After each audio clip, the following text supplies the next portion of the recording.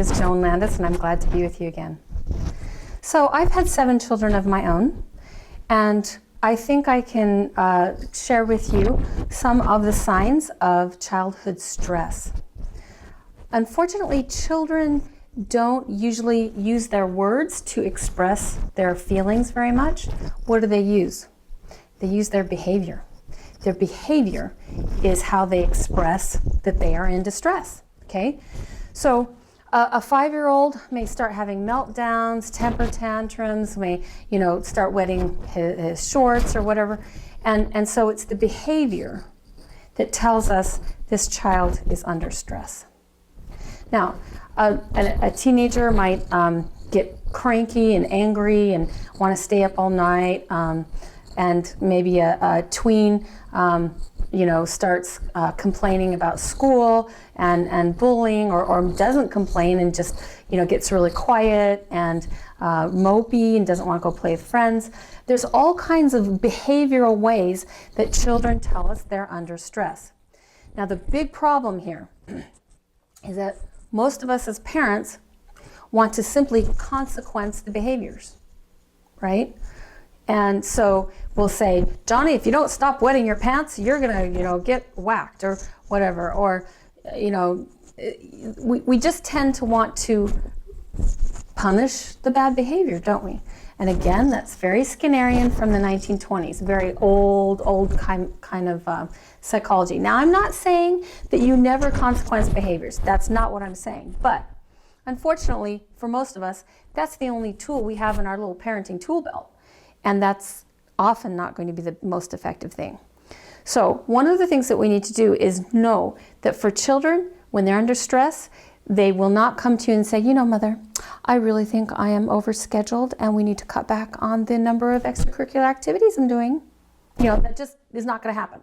So what you need to do is kind of have your radar out for indications that your child is under too much stress. Now, let's talk about stress for just a minute. Stress has a sweet spot, right?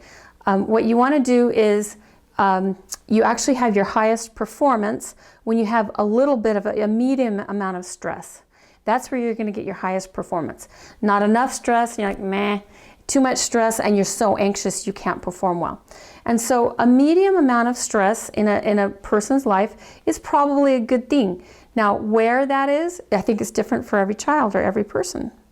But we just want to make sure that people are experiencing a healthy amount of stress and it doesn't turn into distress.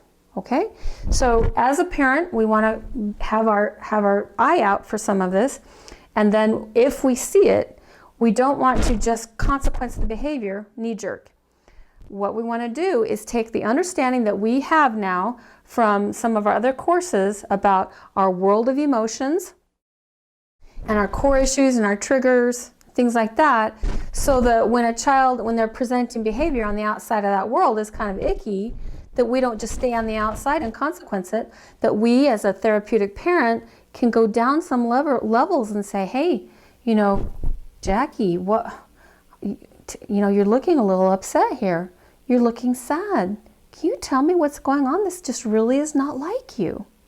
And that you go down those levels into their primary emotions, maybe even their core issues. Does it seem like mom doesn't love you? Does it seem like you're kind of worthless if you fail? That kind of, you can have that discussion with them. Excuse me. And so, just understand that is an important way to look at stress. Stress is the tip of the iceberg. It's the red flag. It's saying something's up, and we want to do more than just kick the flag out of somebody's hands. We need to go down and say what happened there. Go down the layers. So let's just talk about some common indicators of childhood stress. All right. This doesn't mean your child is evil or oppositional or acting out. They just may be overstressed and they don't know how to communicate with words. And so this is an important thing. We're going to talk later about coping skills with healthy families, but a very important coping skill for families is to teach children to identify and be able to label their emotions and then talk about them. Make it safe enough that they can talk about their feelings. And so they probably will not talk about them unless you make it very safe and model it for them and invite them.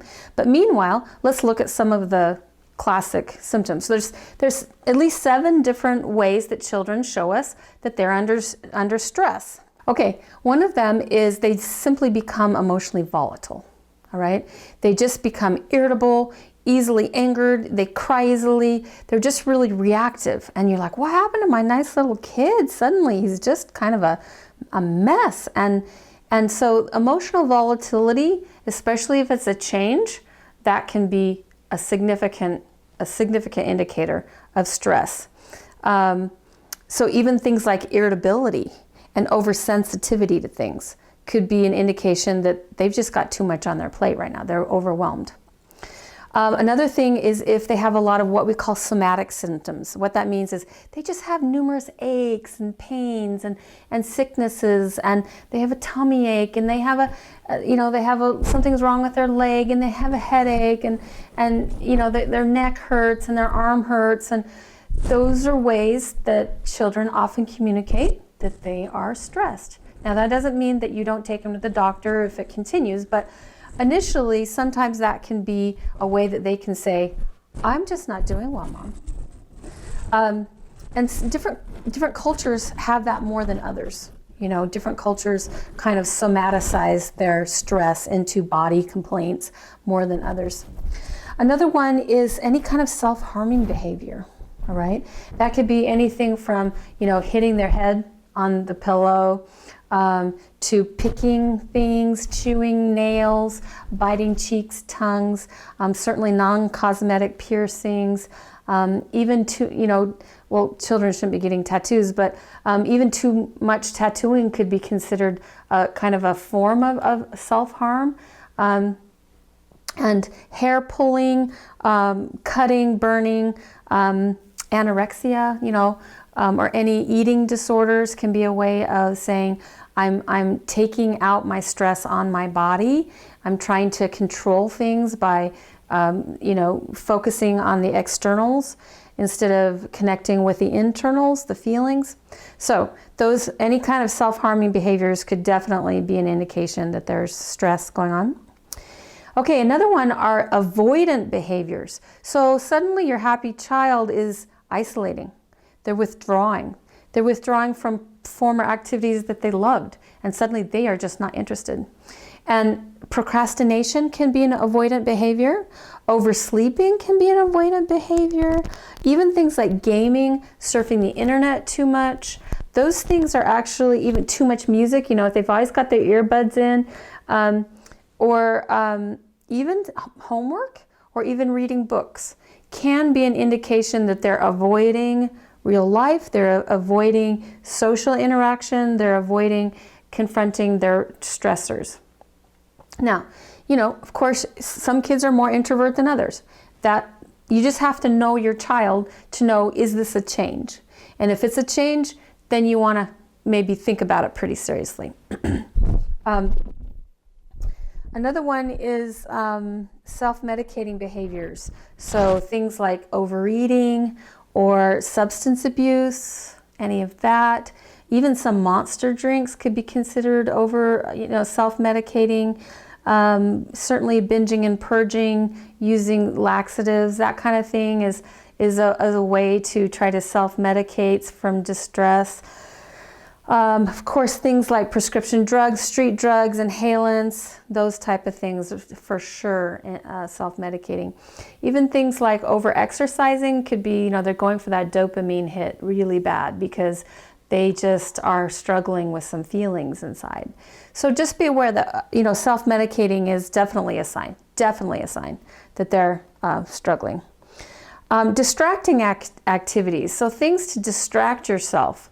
So things like gambling or gaming, pornography certainly is a distraction. It just kind of numbs you out for a while.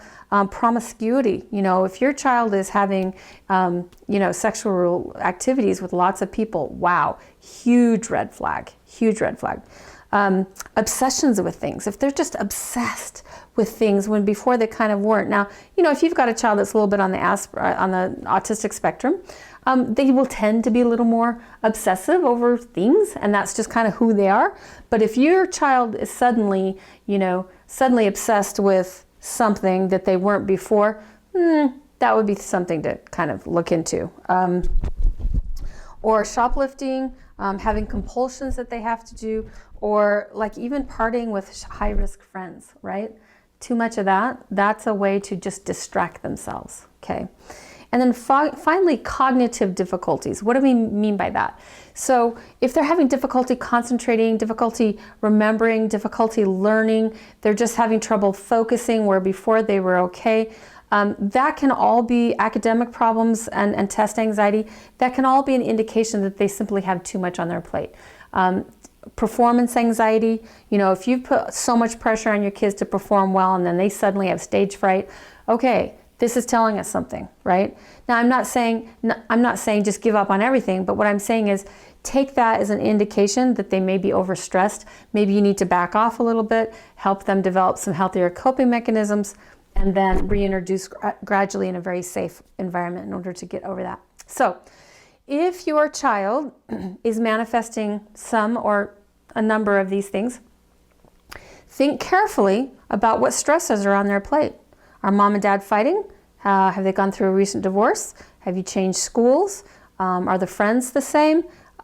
Just look at their world, look at their life, and try to see it through their shoes and realize that just even a new teacher at school can be enough to put some kids kind of on the edge. Has there been a traumatic loss in their family? That can definitely be a reason that kids start kind of acting up a little bit. So have some compassion for your kids. Try to understand maybe what might be on their plate a little bit.